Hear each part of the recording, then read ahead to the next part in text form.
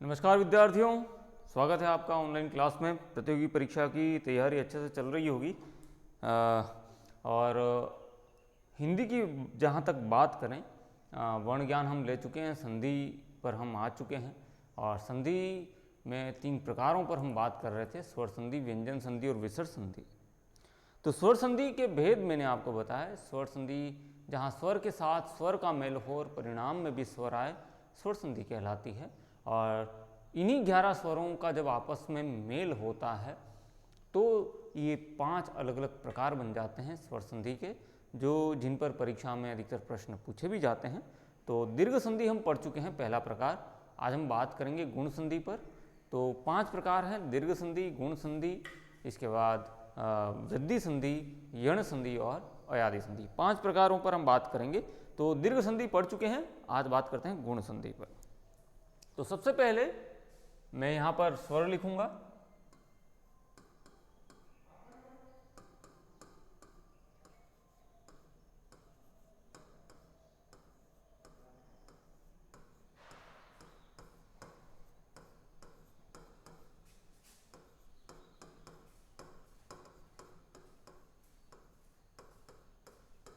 अब देखिए कि 11 स्वर हैं।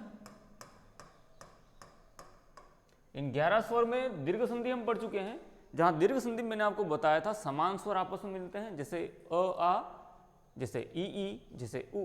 ये 3 प्रकार के समान स्वर आपस में मिलते हैं और दीर्घ संधि का निर्माण होता है। परिणाम में दीर्घ रूप प्राप्त होता है, बड़ा रूप प्राप्त होता है। अ का बड़ा रूप आ प्राप्त हो रहा था, ई का बड़ा रूप बड़ी प्राप्त हो रहा था और उ का बड़ा रूप बड़ा उ प्राप्त हो रहा था। तो इस आधार पर इसको दीर्घ संधि कहा गया। अब हम दूसरी संधि पर बात करेंगे। स्वर संधि की दूसरी संधि है गुण संधि, जो कि आज हमारा विषय है। गुण संधि की बात करते हैं। दीर्घ संधि में जहां समान स्वर ही आपस में मिल रहे थे, गुण संधि में अब दायरा अलग हो रहा है। अब अ आ किसके साथ में जुड़ेंगे? ई के साथ में। अब देखिए, पहले ये इस दायरे में ही सीमित थे, अब दायरे से बाहर जा रहे हैं। अ आ के साथ में क्या जुड़ रहा है? ई। अ आ के साथ में क्या जुड़ रहा है? उ। और अ आ के साथ में क्या जुड़ रहा है? री।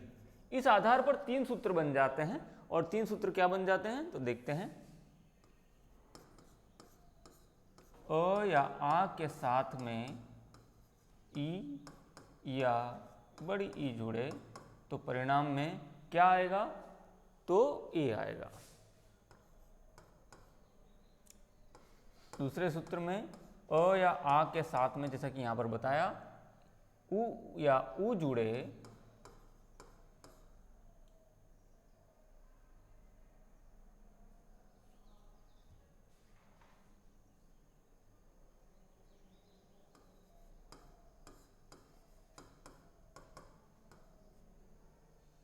उ या बड़ा उ जुड़े, परिणाम में क्या आएगा?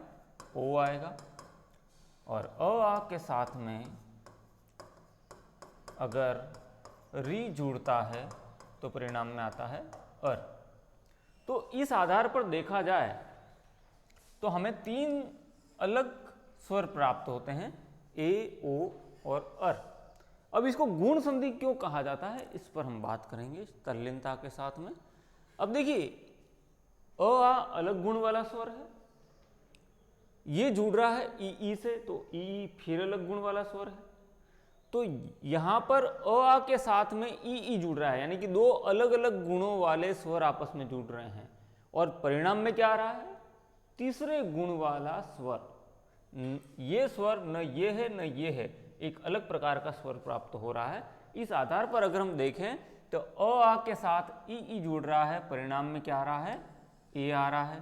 अ आ के साथ उ जुड़ेगा, परिणाम में क्या आ रहा है? ओ आ रहा है। अ आ के साथ रे जुड़ेगा, परिणाम में क्या आ रहा है? अर आ रहा है। इस आधार पर अगर हम देखें तो एक प्रकार से प्रथम दृष्टया देखने पर हमें यह लगता है कि अलग अलग गुणों वाले स्वरों का आपस में मेल हो रहा है और परिणाम में तीसरे गुण वाला स्वर प्राप्त हो रहा है। अलग गुण वाले स्वर का आपस में मेल और परिणाम में अलग गुण वाला स्वर प्राप्त होना, यही गुण संधि कहलाती है। अब देखिए, इसको गुण संधि क्यों कहा गया, तो इसकी मैंने बात कर ली। अब एक एक सूत्र को हम लेंगे और उस सूत्र के आधार पर, उदाहरणों के आधार पर हम पता करेंगे कि किस प्रकार से गुण संधि काम करती है। तो सबसे पहले मैं कुछ प्रमुख सूत्र आपके सामने रखूंगा। अब देखिए, सबसे पहला सूत्र आ के साथ ई या बड़ी ई जुड़े परिणाम में ए। ध्यान रखिएगा, ये अलग गुण वाला स्वर, ये अलग गुण वाला स्वर, और परिणाम में जो आ रहा है वो भी अलग गुण वाला स्वर। तो ये सबसे पहले शब्द है उपधन इंद्र। अब देखिएगा, समझिएगा, उपधन इंद्र, पहले शब्द की अंतिम ध्वनि कौन सी है? प में अ है और आगे क्या है? ई है। तो अ के साथ ई जुड़ेगा तो परिणाम में क्या बनेगा? ए। तो ए यहां लिख दिया, ठीक है। वही सूत्र यहां पर आ गया, देखो, पहले शब्द की अंतिम ध्वनि, दूसरे शब्द की आदि ध्वनि, और परिणाम में जो आया वो भी। अब पहले शब्द में ऊ का ऊ लिख दें, प में से स्वर निकल गया है तो प को कर दें आधा। प में से आपने अ निकाल दिया तो प को कर दिया आधा, और जो स्वर निकला आगे वाला स्वर मिलकर क्या बनाया? ए। तो प आधे में कौन सा स्वर जुड़ेगा? ए जुड़ेगा। तो यहां पर क्या हो जाएगा? प पर ए की मात्रा लग गई और पीछे वैसा के वैसा हमने जोड़ दिया, तो शब्द क्या बन गया? उपेंद्र। ठीक है, इस तरह से ये गुण संधि काम करती है। एक और उदाहरण मैं आपके सामने रखता हूं। उपधन इक्षा। अब देखिएगा, उपधन इक्षा, पहले शब्द की अंतिम ध्वनि कौन सी? प में अ है, आगे बड़ी ई है, परिणाम में क्या बनना चाहिए? ए। अ के साथ में क्या जुड़ रहा है? बड़ी जुड़ रही, तो भी परिणाम में ए बनेगा। तो ऊ का ऊ लिख दिया, प में से स्वर निकाल दिया, अ, आगे वाला स्वर मिलकर क्या बना? ए। तो प में क्या जुड़ेगा? ए। तो यहां पर ए लगा दिया और पीछे क्या जुड़ा?क्षा, उपेक्षा। तो ये इस तरह से बन गया। आगे एक और उदाहरण देखिए, इसी तरह से अपधन इक्षा। अब देखिए, प में अ है, अंतिम ध्वनि, आगे बड़ी ई है, ए ही बनेगा, तो ये हो जाएगा अपेक्षा। तो इस तरह से गुण संधि में पहले शब्द की अंतिम ध्वनि अ या आ और दूसरे शब्द की आदि ध्वनि जो है ई या बड़ी ई, दोनों मिलकर ए बनता है और ए की मात्रा हमारे इस तरह से लगती है। ठीक है, चलिए आगे मैं कुछ उदाहरण आपको देता हूं, उन उदाहरणों को हम करेंगे, हल करेंगे।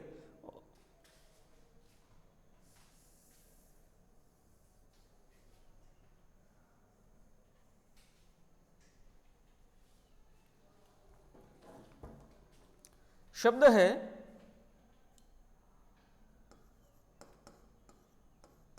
अंक धन ईक्षण, रमा धन ईश, मत्स्य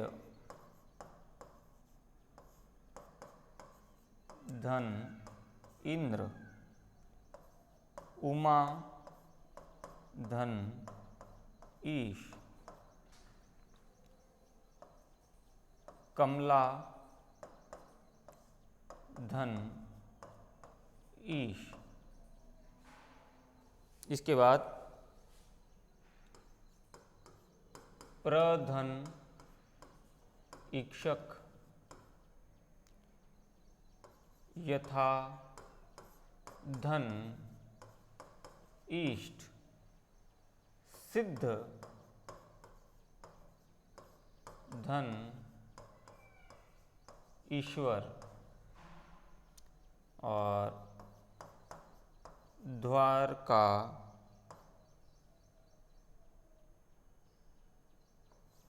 धन ईश, और खग धन ईश। जल्दी से इनको हल करने का प्रयास कीजिए। यही गुण संधि के ही उदाहरण है आपके सामने।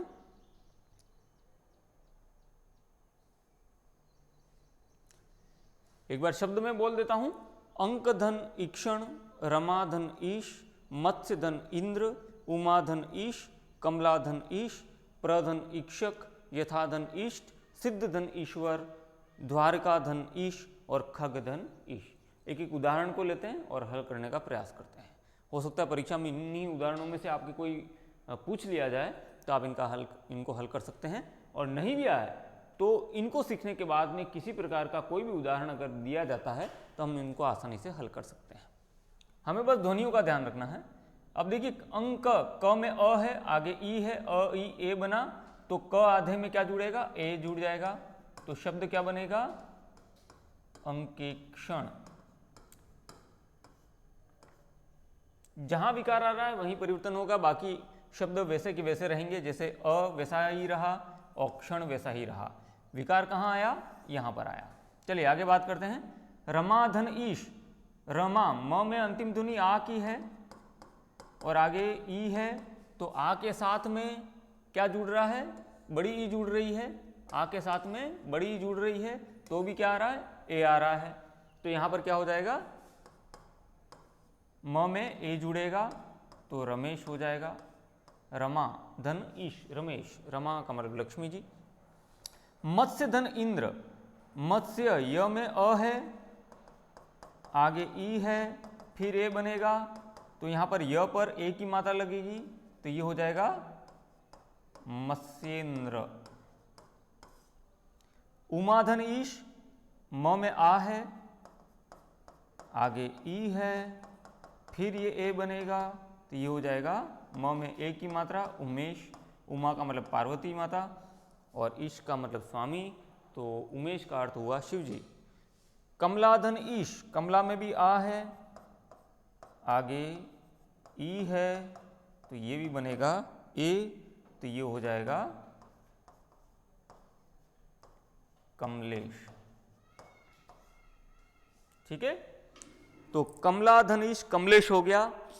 इसके बाद प्रधन इक्षक, अब यहां पर देखें, प्र में अ है, आगे बड़ी ई है, तो ए बनेगा, तो ये क्या हो जाएगा, प्र में ए की मात्रा लग जाएगी, तो प्रे, और पीछे वैसा का वैसा हमने लगा दिया क्षक, प्रेक्षक।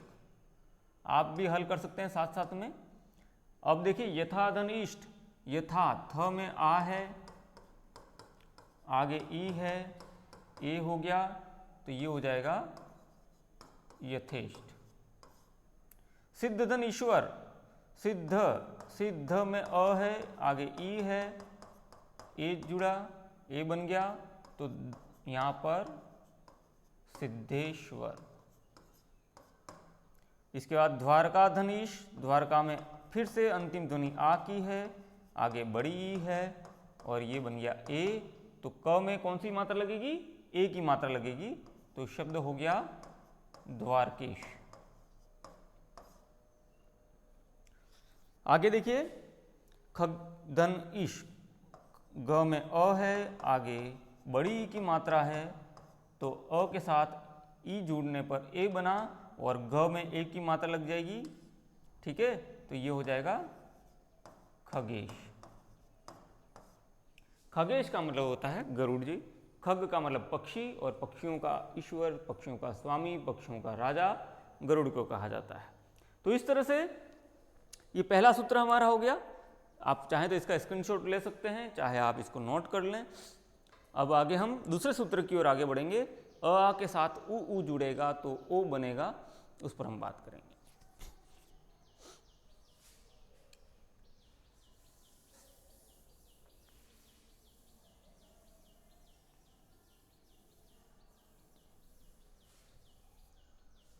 चलिए, तो अगला सूत्र है हमारा, अ आ के साथ में क्या जुड़ रहा है, उ या उ जुड़ रहा है। ठीक है, और क्या बन रहा है, ओ बन रहा है। तो सूत्र में यहां पर लिख देता हूं,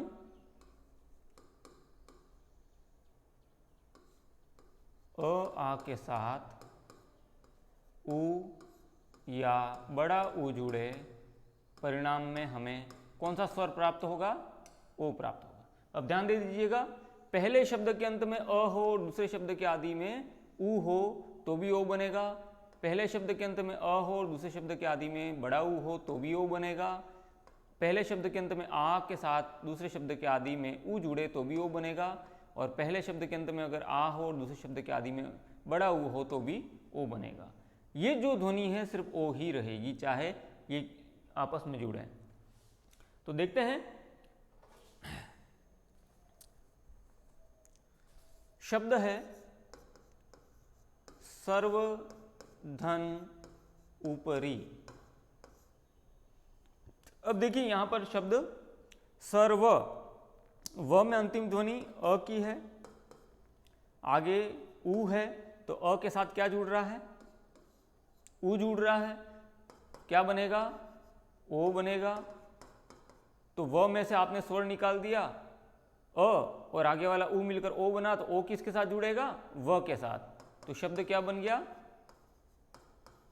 सर्वो, पीछे का वैसा ही लगा दिया, परि, सर्वोपरि, सबसे ऊपर सर्वोपरि कहा जाता है। इसके बाद शब्द है सूर्य धन उदय। अब देखिए सूर्य, अंतिम ध्वनि कौन सी है? अ, आगे फिर ऊ जुड़ रहा है, अ के साथ ऊ जुड़ रहा है, ओ बनेगा। तो देखिए यहां पर शब्द क्या बन गया? सूर्योदय। इसके बाद जन धन उपयोगी। न में अ है, आगे ऊ है, अ ऊ, ओ बना, क्या बन गया? तो न में ओ जुड़ गया, जनोपयोगी।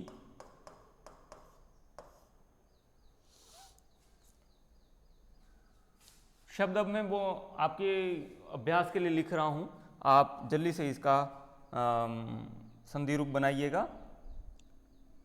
रोग धन उपचार। इसके बाद मरण धन उपरांत। धन धन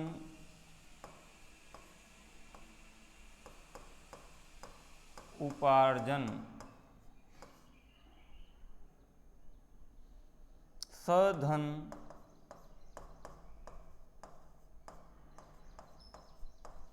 उदाहरण। प्रवेश धन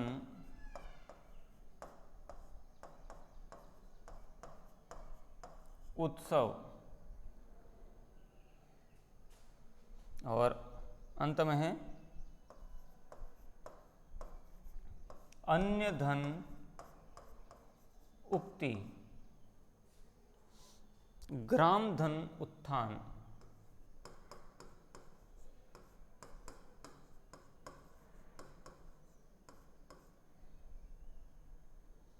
अतिशय धन उक्ति।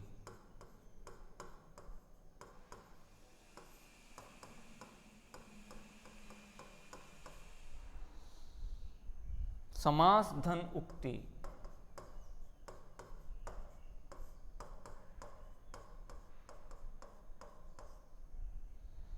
प्रश्न धन उत्तर।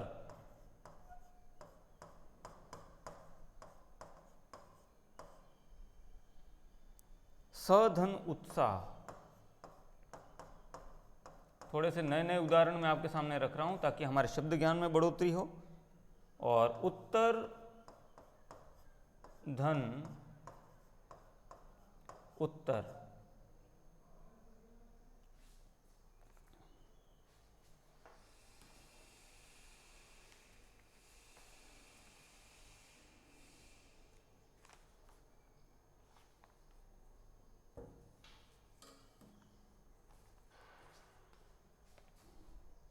जल्दी से आप इसको सॉल्व करिएगा और इसके बाद में अंत में मैं आपको इसका उत्तर बताऊंगा और किस तरह से हुआ वो ही बताऊंगा।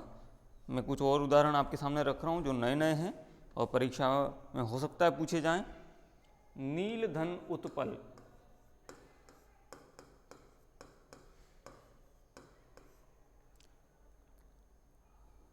सर्वधन उत्तम,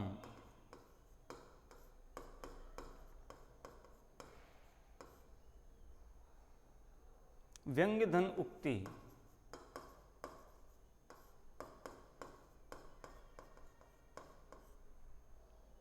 नवधन उदय,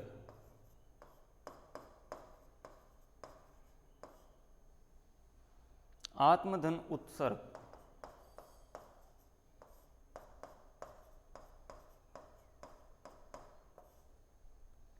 प्राणधन उत्सर्ग,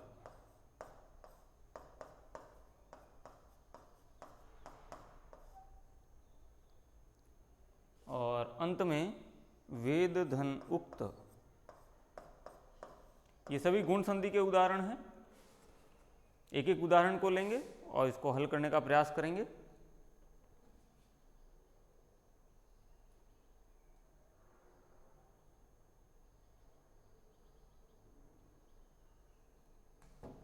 चलिए, सबसे पहले यहां से शुरू करते हैं, फिर वहां से फिर यहां पर आएंगे। रोग धन उपचार। अब देखिए यहां पर रोग, घ में अंतिम ध्वनि है अ की, आगे उ है, अ उ ओ हो जाता है, तो ओ किसके साथ जुड़ेगा? घ के साथ। तो शब्द क्या बनेगा?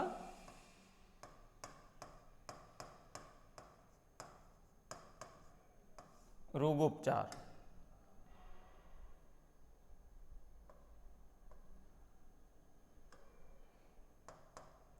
अब देखिए मरण धन उपरांत, मरण अण में अ है, आगे उ है, अ उ क्या बनेगा? ओ बनेगा, और ओ ध्वनि किसके साथ जुड़ जाएगी? अण के साथ। तो अण किस में बदल जाएगा? णो। तो ये हो जाएगा मरणोपरांत, मरणोपरांत। इसके बाद धन धन उपार्जन, न में अंतिम ध्वनि अ, आगे उ, अ उ ओ, तो ये हो जाएगा धनोपार्जन।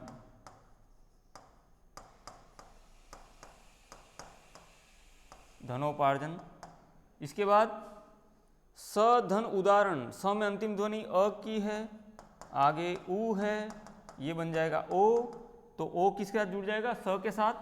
तो सो पीछे वैसा के वैसा लगा दिया, दा ह रण, सोदाहरण।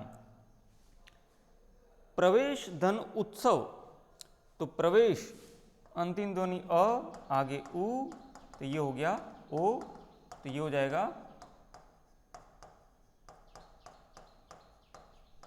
प्रवेशोत्सव। और अन्य धन उक्ति, अन्य य में अ है, आगे उ है, और ये हो गया ओ, तो ये हो जाएगा अन्योक्ति। ठीक है। इसी तरह से ग्राम धन उत्थान, तो ग्राम म में अ है, आगे उ है, और ये हो गया ओ, तो ये हो जाएगा ग्रामोत्थान। इसके बाद अतिशय धन उक्ति, य में अ है, आगे उ है, ओ, अतिशयोक्ति। ज़्यादा बड़ा चढ़ा कर कहने को हम कहते हैं अतिशयोक्ति। समास धन उक्ति, तो स में अ, आगे उ, तो ओ बन गया, तो यहाँ पर स में ओ लग जाएगा, तो स मा सो, और पीछे लगा दिया ति, समासोक्ति। इसी तरह से प्रश्न धन उत्तर, न में अ, आगे उ, ओ बन गया, तो ओ किसके साथ जुड़ेगा? न के साथ, तो ये हो गया प्रश्नोत्तर। सधन उत्साह, तो ये हो जाएगा सोत्साह। और उत्तर धन उत्तर, अब देखिए र में अ है, आगे उ है, ये ओ हो गया, तो ये हो जाएगा उत्तरोत्तर। उत्तर के बाद उत्तर, उत्तरोत्तर। अब देखते हैं नील धन उत्पल, तो ल में अ, आगे उ, तो ये हो गया ओ, तो ये हो जाएगा नीलोत्पल।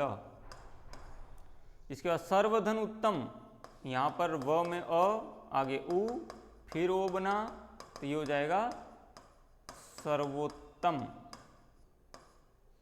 व्यंग्य धन उक्ति, य में अ, आगे उ, ओ बना व्यंग्योक्ति। इसके बाद नवधन उदय तो ये हो जाएगा नवोदय। आत्मधन उत्सर्ग तो ये हो जाएगा आत्मोत्सर्ग।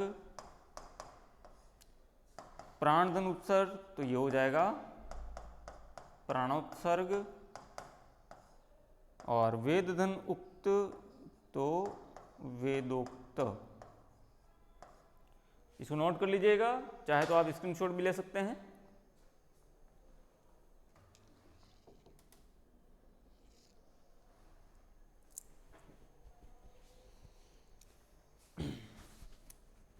अब गुण संधि का हम तीसरा सूत्र लेंगे। अ आ के साथ क्या जुड़े, री जुड़े, और परिणाम में क्या आएगा तो अर आएगा, जैसा कि मैंने बताया। अब यहाँ पर ध्वनि जो हमारी है अ आ के साथ क्या जुड़ रहा है, री जुड़ रहा है, और परिणाम में क्या आ रहा है, अर आ रहा है। ठीक है, इसको नोट कर लीजिए। इसके बाद आगे अगले उदाहरणों की ओर चलते हैं।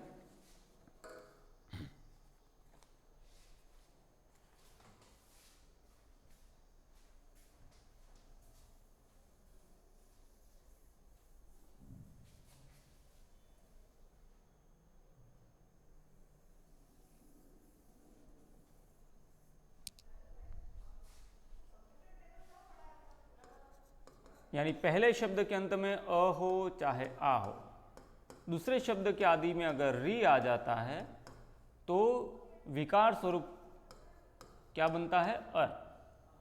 अर इसलिए बना क्योंकि री में व्यंजन शामिल है, इसलिए अर ध्वनि आ रही है। अब देखिए कुछ उदाहरण मैं आपके सामने रखता हूँ, आप इनको हल करने का प्रयास कीजिएगा जिस तरह से मैंने बताया है।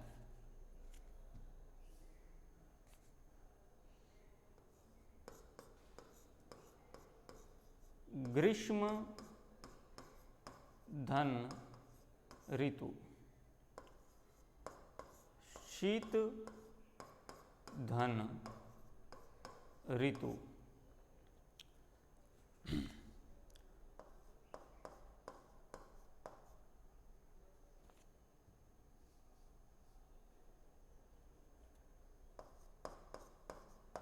बसंत धन ऋतु,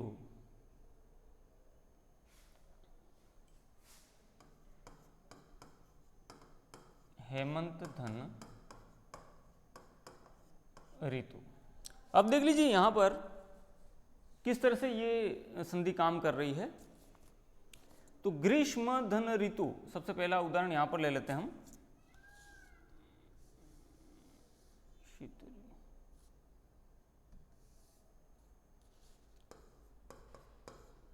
ग्रीष्म धन ऋतु। अब देखिए पहले शब्द की अंतिम ध्वनि कौन सी है, म में अ है, आगे क्या है री, तो अ के साथ री जुड़ेगा तो क्या बनेगा, अर बनेगा, तो अर बनना चाहिए। अब देखिए जहां तक विकार नहीं आ रहा है उसको हम लिख देते हैं। ग्री का ग्री लिख दिया, आधा श लिख दिया, म में से आपने स्वर निकाल दिया तो म भी आधा, है ना। जो स्वर निकाला आगे वाला स्वर मिलकर क्या बना, अर बना, और पीछे लगा दिया तू। अब इनको हम वापस जोड़ देते हैं। ग्रीष, अब देखिए म में क्या जुड़ जाएगा, अ जुड़ जाएगा, तो म पूरा हो गया। र आधा है तो कहाँ पर लगेगा, आगे वाले वर्ण के ऊपर, तो शब्द बन गया ग्रीष्म ऋतु।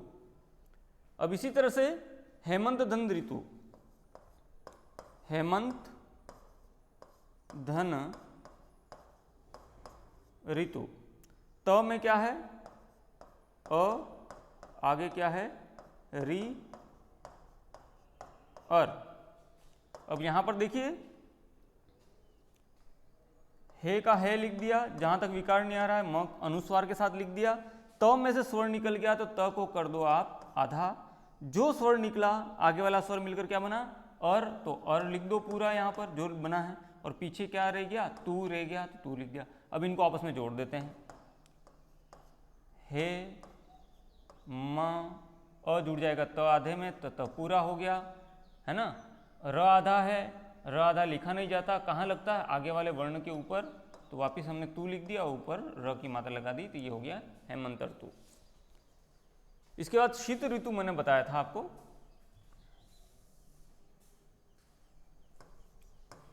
शीत धन ऋतु, त में अ है, आगे री है,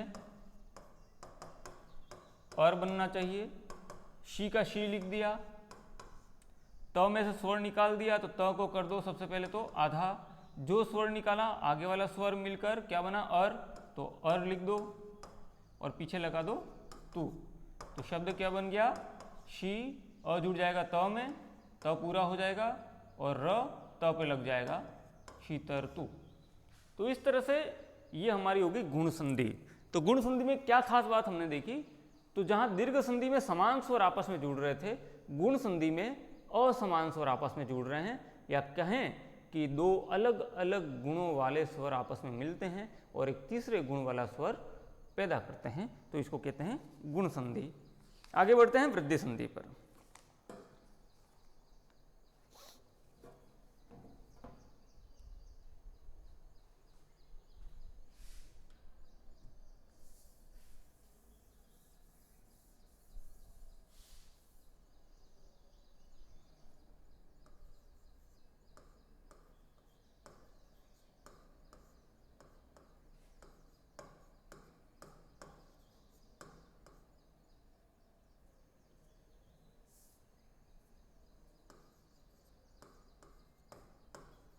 वृद्धि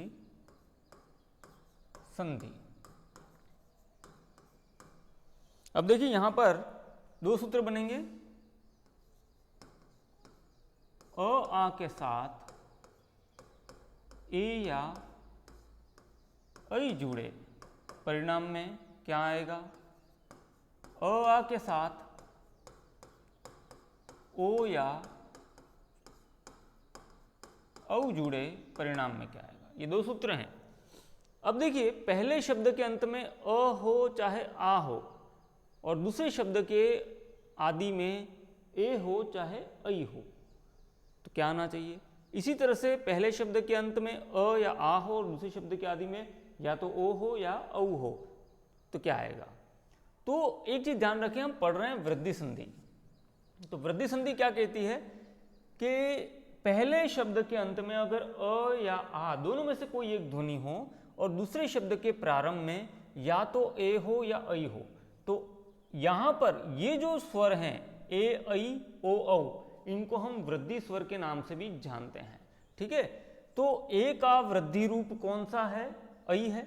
ए का बड़ा हुआ रूप कौन सा, ऐ, तो परिणाम में क्या प्राप्त होगा, ऐ। ओ का वृद्धि रूप कौन सा है, बड़ा हुआ रूप कौन सा है, औ, तो परिणाम में क्या प्राप्त होगा, औ। तो कहने का मतलब इस सूत्र का यह है कि अ आ के साथ में चाहे ए या ऐ जुड़े, परिणाम में ए का वृद्धि रूप ऐ प्राप्त होगा, अ आ के साथ में ओ या औ जुड़े, ओ का वृद्धि रूप औ प्राप्त होगा। तो ऐ और औ को हम वृद्धि स्वर के नाम से भी जानते हैं। परिणाम में वृद्धि स्वर प्राप्त हो रहे हैं, इसलिए हमने इसको नाम दे दिया वृद्धि संधि का। ठीक है, अब बढ़ते हैं आगे उदाहरणों की ओर। सबसे पहला सूत्र ले रहा हूं,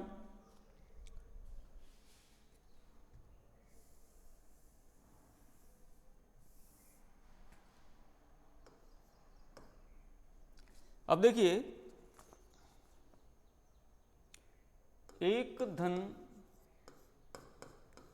एक उदाहरण है, वो आप देखिएगा। क में क्या है, अ, आगे क्या है, ए, तो अ के साथ ए जुड़ेगा तो क्या बनेगा, ऐ बनेगा, तो यहां पर ऐ आना चाहिए।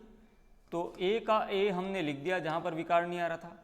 क में से स्वर निकाल दिया, जो स्वर निकाला आगे वाला स्वर मिलकर के क्या बना, ऐ, तो क आधे में कौन सा स्वर जुड़ गया, ऐ की मात्रा, यानी दो मात्रा है, और पीछे क्या रह गया, क, तो शब्द क्या बना, एकैक। तो इस तरह से ये वृद्धि संधि है। अगला उदाहरण मैं आपको दे रहा हूं, विचार धन ऐक्य। कुछ उदाहरण मैं आपके सामने रख रहा हूं, विश्व धन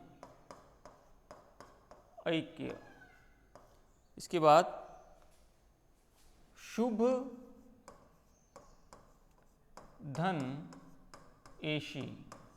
और एक और उदाहरण ले लेते हैं, गंगा धन ऐश्वर्य।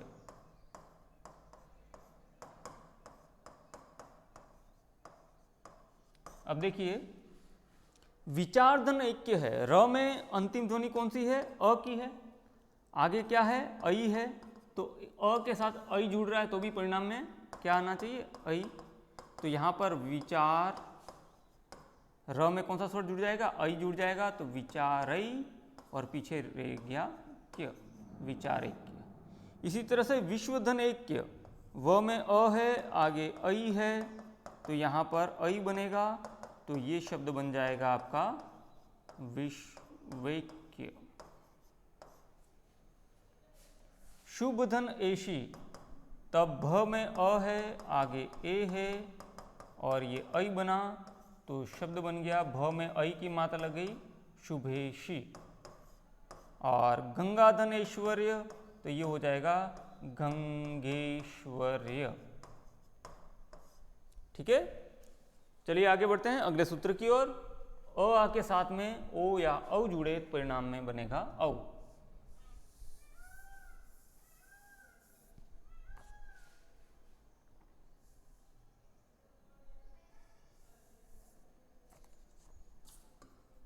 ओ या औ जुड़े परिणाम में क्या बनेगा? ओ का वृद्धि रूप औ।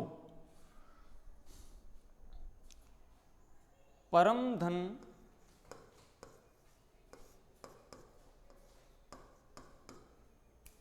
ओज,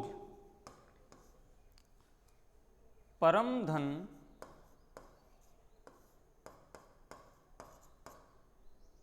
ओजस्वी।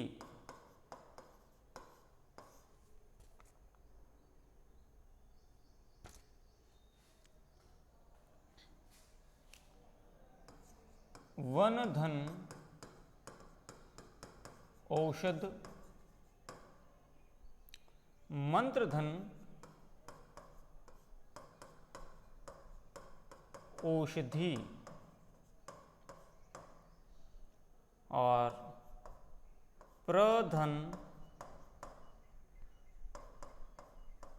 औद्योगिकी।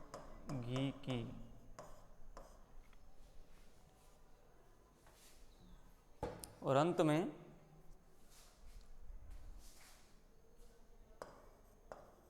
यथाधन औचित्य। तो अब देख लीजिए यहाँ पर परम, म में अंतिम ध्वनि हमारी कौन सी है? अ है। आगे कौन सी ध्वनि है? तो ओ है। अ के साथ ओ जुड़ रहा है, अ के साथ क्या जुड़ रहा है? ओ जुड़ रहा है, तो बनेगा क्या? औ। ठीक है, तो यहां पर क्या हो गया? परमोज। परम धन ओजस्वी, म में अ है, आगे ओ है, तो ये हो गया औ और शब्द बन गया परमौजस्वी। इसके बाद यथाधन औचित्य, यथा में अंतिम ध्वनि है आ और आदि ध्वनि है औ, तो आ के साथ औ जुड़ रहा है तो भी क्या बनेगा? औ। तो ये हो गया यथोचित्य। वन धन औषध, न में अ है, आगे औ है और ये बना औ, तो ये हो जाएगा वनौषध। मंत्रधन औषधि, तो ये हो जाएगा मंत्रोषधि। तो विद्यार्थियों प्रधन औद्योगिकी में क्या होगा? प्र में अ है, आगे औ है, तो ये हो गया औ, तो ये हो जाएगा प्रौद्योगिकी।